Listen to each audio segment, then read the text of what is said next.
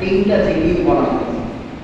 এবার আসি জিকির বলতে আমরা অনেকে বলি শুধু আল্লাহ আল্লাহ লা ইলাহা ইল্লাল্লাহ, এটাই জিকির না। জিকির বলতে জিকির শব্দের অর্থ হলো স্মরণ করা, আল্লাহকে পাওয়ার জন্য, আল্লাহকে রাজি খুশি করার জন্য, আল্লাহ আল্লাহ রসুলের দেখানোর পর অনুসরণ অনুকরণ করে যাহা কিছু করবেন এই সবগুলোর নাম হলো জিকির।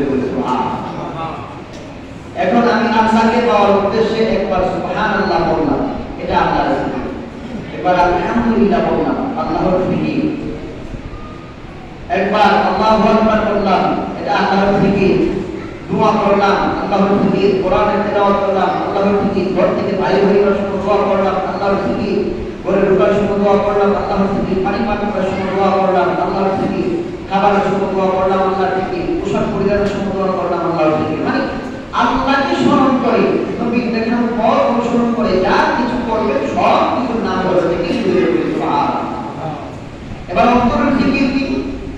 আপনার অন্তরে আল্লাহর ভয় কাজ করে। আল্লাহর ভয় যখন অন্তরে কাজ করে তখনই আপনি জবাব দিয়ে সত্য কথা বলেন। আল্লাহর ভয় যখন অন্তরে কাজ করে তখনই আপনি জবাব দিয়ে ভালো কথা বলেন।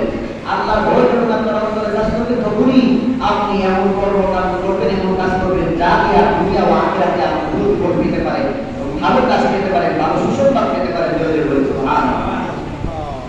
আর কাজের কি হলো যেটা আমি মনে মনে নিয়োগ করলাম, অন্তরে ধারণ করলাম, আর সেটা কর্মে আমি রূপান্তরিত করলাম, কর্ম দিয়ে দেখাইলাম, এটার নাম হলো কর্মের জিকির। জোরে বলি সুবহানাল্লাহ। জানার নাম ঈমান নয়, জানা করা মানার নামই হলো ঈমান। জোরে বলি সুবহানাল্লাহ। ঈমান হইতে হলে আপনার তিনটা লাগবে, নিয়োগ থাকতে হবে, জানতে হবে এবং মানতে হবে। এটা মানা এবং কর্মের পরিলোক, কর্ম দিয়েও আপনি না সাধন করতে হবে, মানে শেষ করতে হবে, তাহলে আপনি পরিপূর্ণ ঈমানদার হতে পারবেন।